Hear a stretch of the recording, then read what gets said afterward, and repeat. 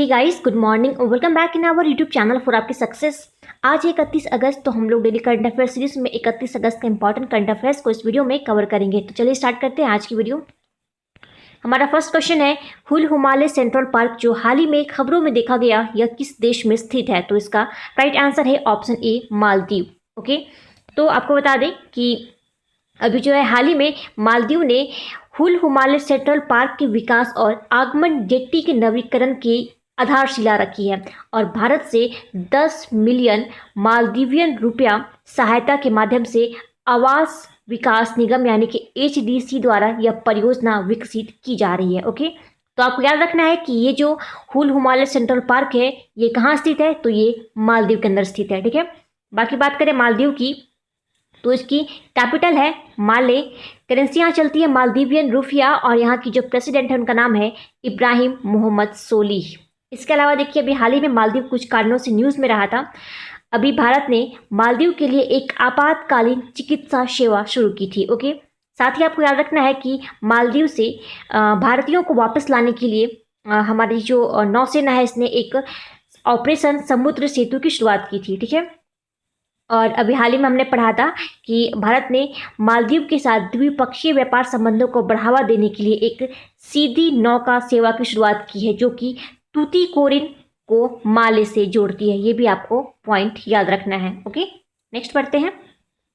Question number 2 है, किस भारतीय राज्य ने संविधान की 6ठी अनुसूची में शामिल करने का प्रस्ताव पारित किया है? तो राइट आंसर है option D, Arunachal Pradesh. Okay, तो अभी हाल ही में अरुणाचल प्रदेश की जो गवर्नमेंट है इन्होंने 28 अगस्त 2020 को भारतीय संविधान की अनुसूची 6 के तहत राज्य को लाने के लिए प्रस्ताव इन्होंने पारित किया है। ओके, और जो 6ठी अनुसूची है इसमें असम, त्रिपुरा, मेघालय और मिजोरम में जनजातीय क्षेत्रों के प्रशासन और उनकी आबादी के अधिकारों की रक्षा करती है यह 6ठी अनुसूची। ओके, और बाकी बात करें यहाँ पे अरुणाचल प्रदेश की, तो इसकी कैपिटल है ईटानगर और यहाँ के जो CM है वर्तमान में वो है पेमा खांडू और यहाँ के जो राज्यपाल हैं उनका नाम है BD मिश्रा। ओके, नेक्स्ट बढ़ते हैं। क्वेश्चन नंबर 3 है, भारतीय उद्योग परिसंघ यानी कि कॉन्फेडरेशन ऑफ इंडियन इंडस्ट्रीज द्वारा स्थापित आर्टिफिशियल इंटेलिजेंस पर नए फोरम के प्रमुख कौन बने हैं? तो इसका राइट आंसर है option C, Sandeep Patel. Okay, तो इसके बारे में आपको बता दें कि अभी हाल ही में CII artificial intelligence forum Bharat में एक मजबूत आर्टिफिशियल इंटेलिजेंस पारिस्थितिकी तंत्र के निर्माण पर ध्यान यह केंद्रित करेगा और यह जमीनी स्तर पर जागरूकता उत्पन्न करने और उभरती प्रौद्योगिकी में भारत कार्यबल को फिर से संगठित करने का प्रयास करेगा। और इसी फोरम के जो प्रमुख हैं वो बनाए गए हैं अभी वर्तमान में, जिनका नाम है ये संदीप पटेल। ओके, अच्छा आपको पता होगा कि जो उदय कोटक है ये महिंद्रा कोटक के MD और CEO हैं और इन्हें अभी हाल ही में भारतीय उद्योग परिसंघ का अध्यक्ष भी चुना गया था, तो आपको इनका भी नाम याद रखना है। क्वेश्चन नंबर 4 है, हाल ही में किसने अगली पीढ़ी के स्टार्टअप चैलेंज चुनौती को लॉन्च किया है? तो राइट आंसर है ऑप्शन बी, रविशंकर प्रसाद। तो हमारे वर्तमान के जो इलेक्ट्रॉनिक एवं IT मिनिस्टर हैं रविशंकर प्रसाद, इन्होंने अभी हाल ही में अगली पीढ़ी के स्टार्टअप चैलेंज जिसका नाम है चुनौती, इसे लॉन्च किया है। ओके, बाकी बात करें यहाँ पर थावर चंद गहलोत की, तो ये हमारे सामाजिक न्याय एवं अधिकारिता मंत्री हैं और ये भी न्यूज़ में थे क्योंकि अभी हाल ही में केंद्र सरकार ने जो ट्रांसजेंडर्स व्यक्तियों के लिए एक राष्ट्रीय परिषद का गठन किया है उसका अध्यक्ष नियुक्त किया था थावरचंद गहलोत को। ओके, बाकी यहाँ बात करें यहाँ पे प्रधानमंत्री मोदी जी की, तो इन्होंने अभी हाल ही में प्रोजेक्ट डॉल्फिन और प्रोजेक्ट लॉयन की शुरुआत की थी। ओके, क्वेश्चन नंबर 5 है, हाल ही में किस बैंक ने ग्राहक अनुभव बढ़ाने के लिए एडोब के साथ समझौता किया है? तो इसका राइट आंसर है ऑप्शन सी, HDFC बैंक। ठीक है, तो आपको याद रखना है कि HDFC बैंक अभी हाल ही में ग्राहक अनुभव बढ़ाने के लिए इसने एडोब के साथ समझौता किया है। ओके, HDFC बैंक की बात करें तो इसकी स्थापना हुई थी 1994 को। ओके, और इसका जो हेडक्वार्टर है वो स्थित है मुंबई में और इसके वर्तमान में जो MD CEO है उनका नाम है शशिधर जगदीशन। ओके, और आपको याद रखना है कि अभी हाल ही में HDFC बैंक के जो एग्जीक्यूटिव डायरेक्टर रीअपॉइंट हुए हैं उनका नाम है कैजात भरूचा। ये भी आपको पॉइंट याद रखना है। ओके, इसके अलावा HDFC बैंक कुछ कारणों से न्यूज़ में था इसने अभी हाल ही में एक हैशटैग हम हार नहीं मानेंगे इस सॉन्ग को रिलीज किया था। इसके अलावा HDFC बैंक ने जिप ड्राइव, ठीक है, जिप ड्राइव नाम से एक ऑनलाइन ऑटो ड्राइव सुविधा को इसने लॉन्च किया था। और साथ ही इसने एक शौर्य KGC कार्ड को भी इसने लॉन्च किया था। क्या नाम था? शौर्य KGC कार्ड को जारी किया था HDFC बैंक ने। ओके, बाकी बात करें यहाँ पे एडोब की, तो एडोब जो है यह एक कंप्यूटर सॉफ्टवेयर कंपनी है जिसका हेडक्वार्टर मिलेगा आपको कैलिफोर्निया में। और इसके वर्तमान में MD CEO जो हैं वो भारतीय मूल के हैं और इनका नाम है शांतनु नारायण। ये भी आपको याद रखना है। नेक्स्ट आते हैं, क्वेश्चन नंबर 6 है, YSR संपूर्ण न्यूट्रिशन योजना किस राज्य में शुरू की गई है? तो इसका राइट आंसर है ऑप्शन बी, आंध्र प्रदेश के अंदर। ओके, तो इसके बारे में आपको बता दें कि अभी हाल ही में जो है ये YSR संपूर्ण न्यूट्रिशन योजना की जो शुरुआत की गई है आंध्र प्रदेश के अंदर, इसका मुख्य उद्देश्य है गर्भवती महिलाओं और बच्चों को एनीमिया से रक्षा प्रदान करना और उन्हें पोषक आहार प्रदान करना। ओके, बात करें आंध्र प्रदेश की, तो इसके जो CM है उनका नाम है जगन मोहन रेड्डी और यहाँ के जो गवर्नर है उनका नाम है विश्वभूषण हरिचंदन। ओके, इसके अलावा जो है आपको बता दें कि यहाँ के जो गवर्नर है विश्वभूषण हरिचंदन, इन्होंने आंध्र प्रदेश की 3 राजधानियों वाली परियोजना को मंजूरी दे दी है। और इसके अंतर्गत जो है अब अमरावती जो है यह आंध्र प्रदेश की लेजिस्लेटिव कैपिटल हो गई है। साथ ही विशाखापट्टनम जो है यह आंध्र प्रदेश की एडमिनिस्ट्रेटिव कैपिटल है और कुर्नूल यहाँ की जुडिशियल कैपिटल बन गई है। ओके, इसके अलावा आपको याद रखना है कि अभी हाल ही में आंध्र प्रदेश की गवर्नमेंट ने महिलाओं और बच्चों को साइबर अपराध से बचाने के लिए एक रक्षाबंधन कार्यक्रम की शुरुआत की थी। ठीक है, साथ ही गुमशुदा बच्चों का पता लगाने के लिए यहाँ पे एक ऑपरेशन मुस्कान की शुरुआत की गई थी। और भारत का जो पहला ऑनलाइन वेस्ट मैनेजमेंट प्लेटफॉर्म है ये भी लॉन्च किया गया था आंध्र प्रदेश के अंदर। क्लियर? और भारत का पहला एक्वा मेगा फूड पार्क ये भी कहाँ खोला गया था? तो आंध्र प्रदेश के अंदर खोला गया था। और एक लास्ट पॉइंट आपको याद रखना है कि भाषा के आधार पर गठित होने वाला देश का पहला राज्य है कौन? तो आंध्र प्रदेश। ओके, नेक्स्ट आइए, क्वेश्चन नंबर 7 है, हाल ही में भारत सरकार ने राजीव गांधी खेल रत्न पुरस्कार की विजेता राशि को बढ़ाकर कितना कर दिया है? तो राइट आंसर है ऑप्शन डी, 25 लाख रुपए। तो देखिए अभी हाल ही में भारत सरकार ने राजीव गांधी खेल रत्न पुरस्कार के साथ ही और भी कई पुरस्कारों की विजेता राशि को बढ़ाया है।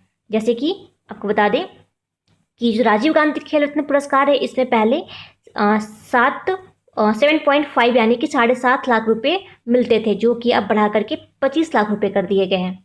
बात करें अर्जुन पुरस्कार की, तो इसकी जो इनामी राशि है ये 5 लाख से बढ़कर 15 लाख रुपए हो गई है। ओके, और जो द्रोणाचार्य पुरस्कार है ये 2 कैटेगरी में मिलती है, एक है आपका लाइफ टाइम और दूसरा है रेगुलर।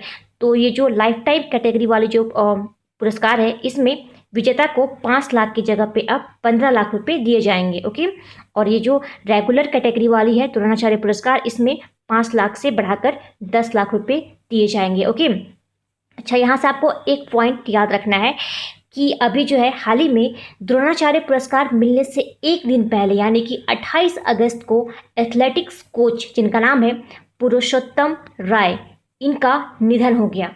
ओके, और इन्हें जो है लाइफ टाइम कैटेगरी में अवार्ड मिला था द्रोणाचार्य के अंदर। मतलब कि द्रोणाचार्य पुरस्कार जो है जिसमें कि लाइफ टाइम कैटेगरी वाली पुरस्कार है, इसमें पुरुषोत्तम राय को इसके लिए चुना गया था, लेकिन इस पुरस्कार के मिलने के एक दिन पहले ही इनका निधन हो गया है। तो इसलिए ये क्वेश्चन जो है इम्पॉर्टेंट हो जाता है, आपको इनका नाम याद रखना है। और बाकी बात करें यहाँ पे ध्यानचंद पुरस्कार की, तो इसकी जो है इनामी राशि ये 5 लाख से बढ़ा करके 10 लाख रुपए कर दी गई है। क्लियर? आई होप आपको सारे पॉइंट्स अच्छे से क्लियर होंगे। नेक्स्ट बढ़ते हैं, क्वेश्चन नंबर 8 है, 51वां अंतर्राष्ट्रीय फिल्म फेस्टिवल का आयोजन कहाँ पर किया जाएगा? तो इसका राइट आंसर है ऑप्शन बी, गोवा में। तो आपको याद रखना है कि ये जो 51वां अंतर्राष्ट्रीय फिल्म फेस्टिवल है इसका आयोजन गोवा में किया जाएगा। और ये जो आयोजन है ये 20 से लेकर 28 नवंबर तक होगा। ओके, कहाँ पे? तो गोवा के अंदर।